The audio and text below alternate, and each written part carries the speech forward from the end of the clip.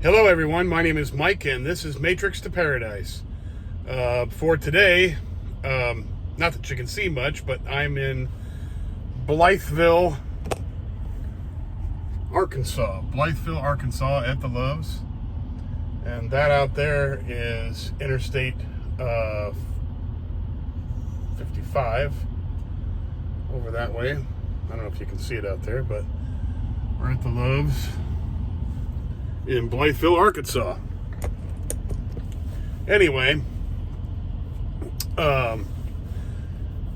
so I'm taking this load to just outside of St. Louis, a place called Bridgeton, Missouri. It's only about 3.5 hours up there, roughly 3 hours up the road. Taking this all the way from, where the hell did I pick this up at? Well, I picked it up in Texas. San Antonio, Texas. I'm sorry. San Antonio, Texas. I picked this up and taking it all the way to close to St. Louis, Missouri. So it's another good, almost 1,000 miles right there. So it's a good run. Anyhow, so the topic today that I wanted to talk about is a country called El Salvador. Now, for the longest time, I mean, if anybody's paid attention to the news or anything for the past 40 years, which I have, El Salvador has been a horrible place. Absolutely horrible place. And not because of the people are horrible or any of that.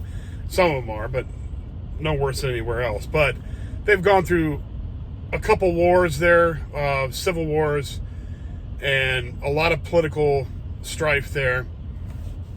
And the fight between the left and the right thing was really bad down there.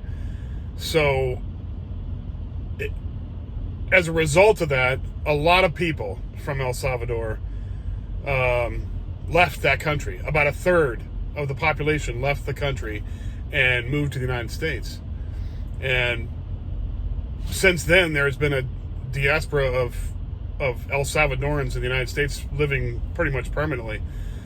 And it's just been a terrible situation down there for all those years. Well, recently, a new guy, his name is Nayib Bukele, has become president, and he's on his second term now.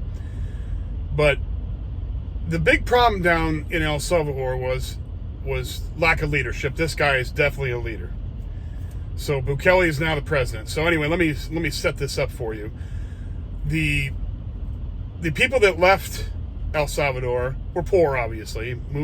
Came up to the United States, mostly in places like LA and San Diego and California. Those places, that's where most of them moved to.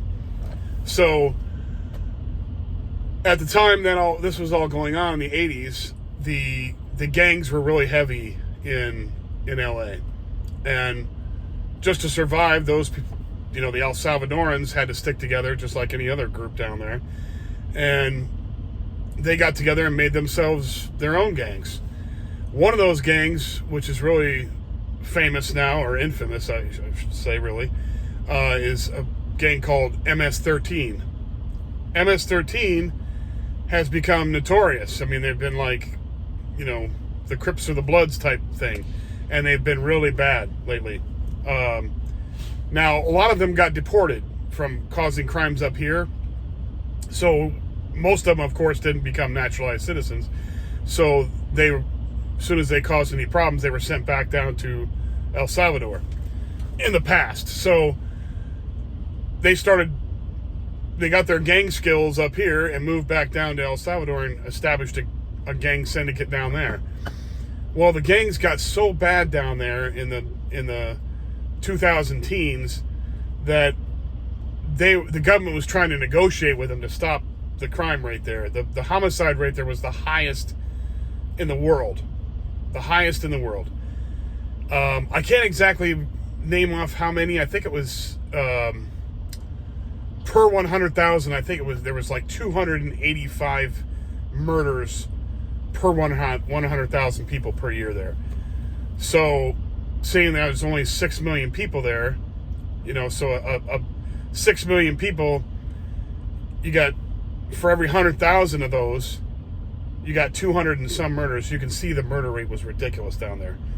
So Bukele came along, and he had already cleaned up a small town that he was the mayor of, and then he became mayor of the capital city, San Salvador, and pretty much cleaned that place up too. I mean, as much as possible as a mayor could.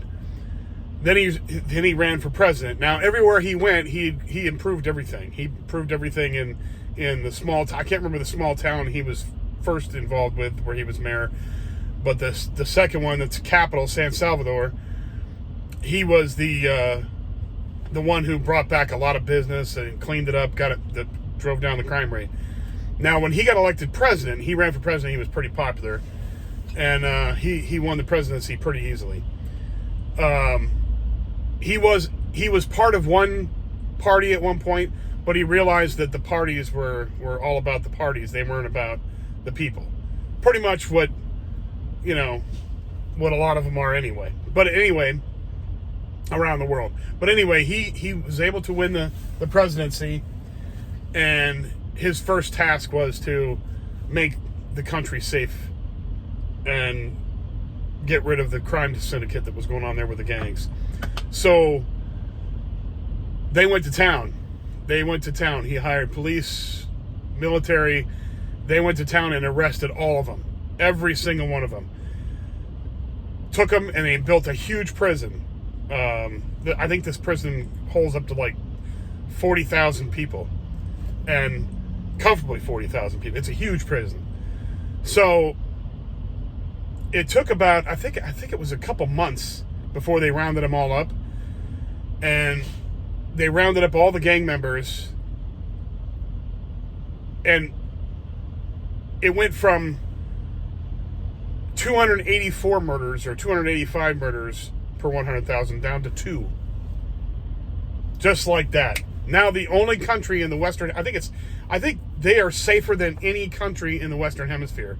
Maybe Canada's ahead of them by a smidge. But I mean, I think that they are the safest country in the Western Hemisphere, which is incredible.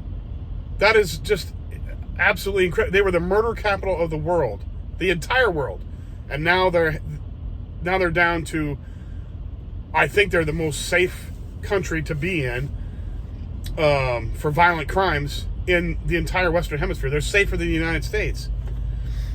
So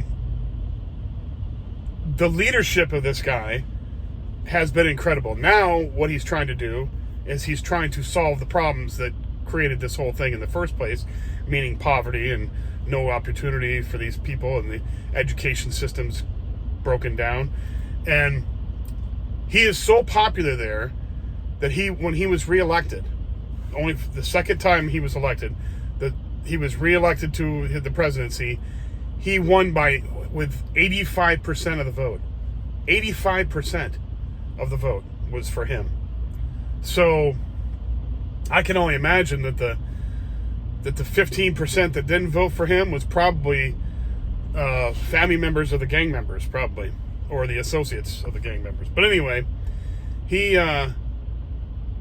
was able to take down the crime rate so dramatically that El Salvador is like a gem now. Okay, it's like gonna be. I think it's gonna be a place where people are going to flock to. El Salvador is not as is not as rich in flora and fauna as maybe Costa Rica, but it's close, and it has more volcanoes than Costa Rica, I believe. And so you're looking at a country that's just got good leadership now.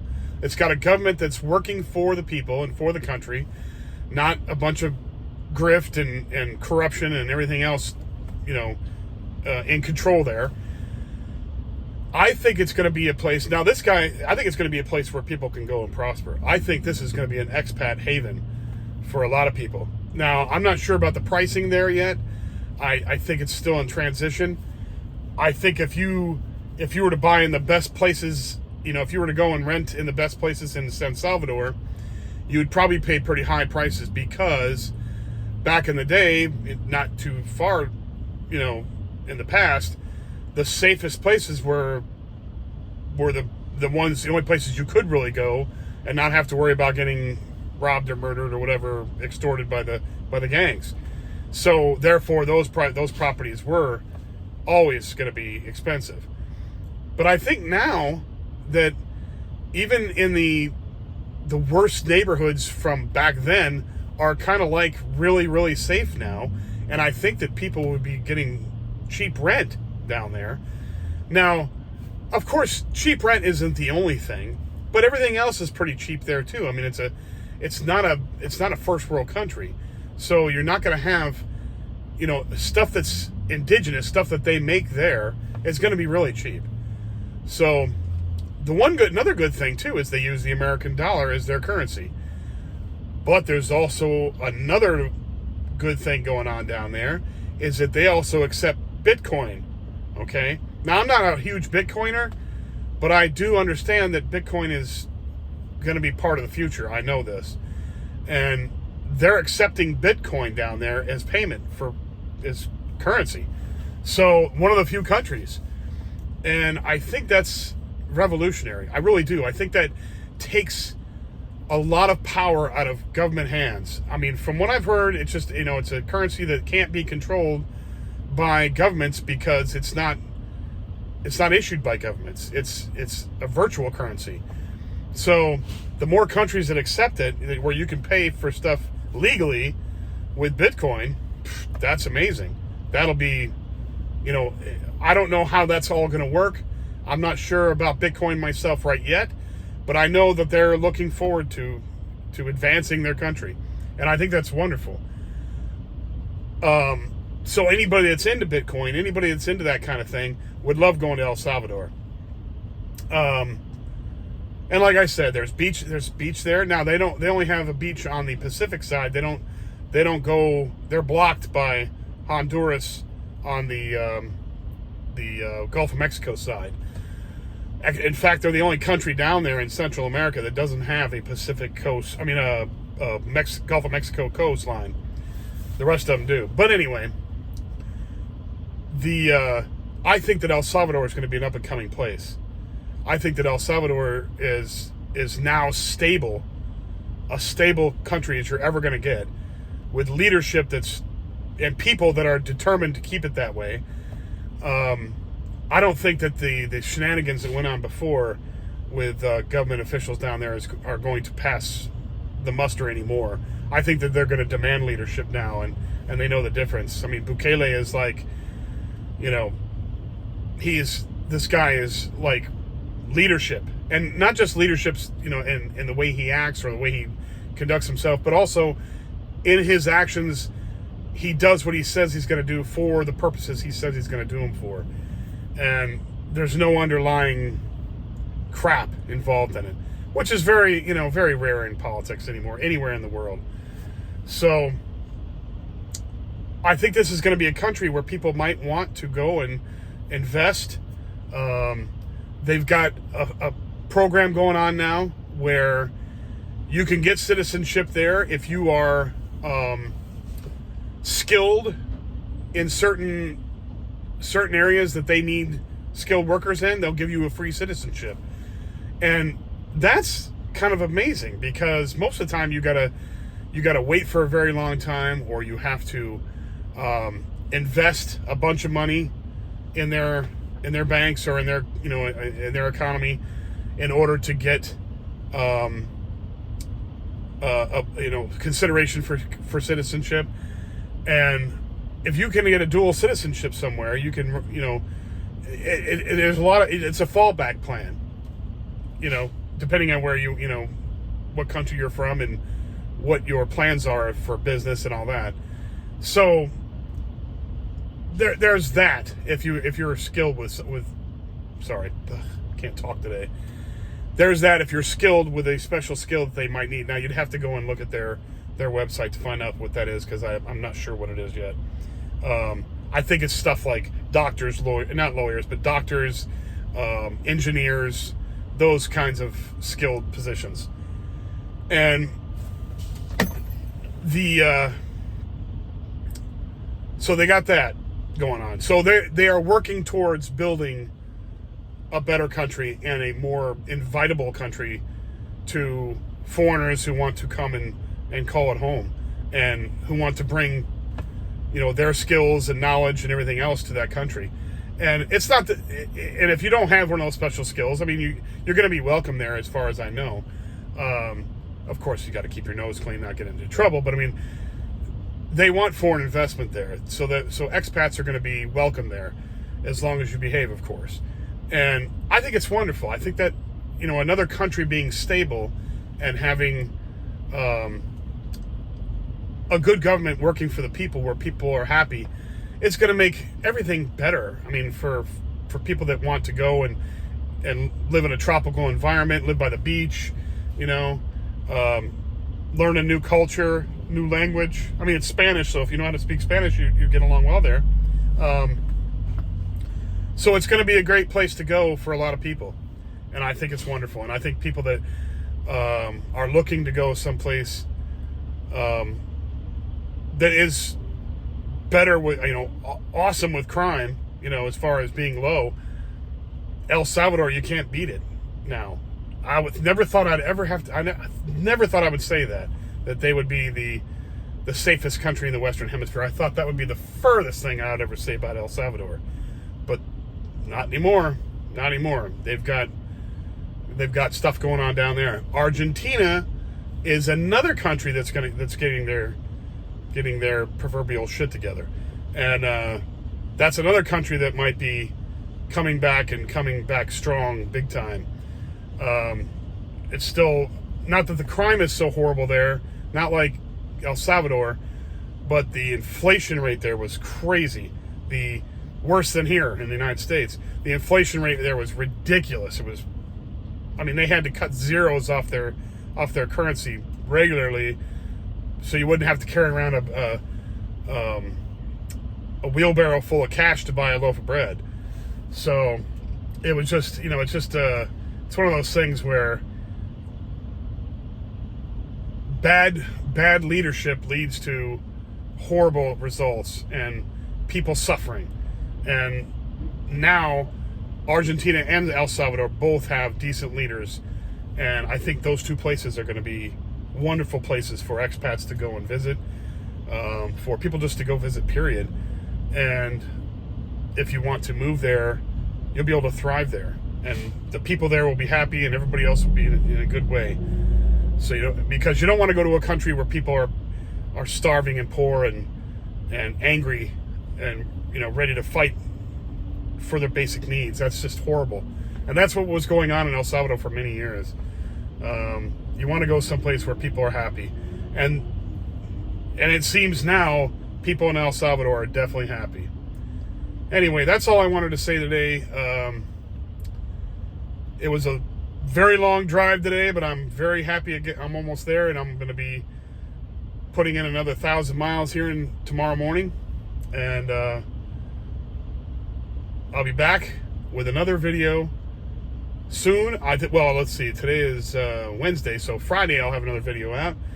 And if you guys have any comments, please leave the comments. I do answer them, and I don't mind if they're criticizing or critiquing. Go right ahead. You got to say what you got to say, and if I agree with you, then I will agree with you. If I don't, I don't.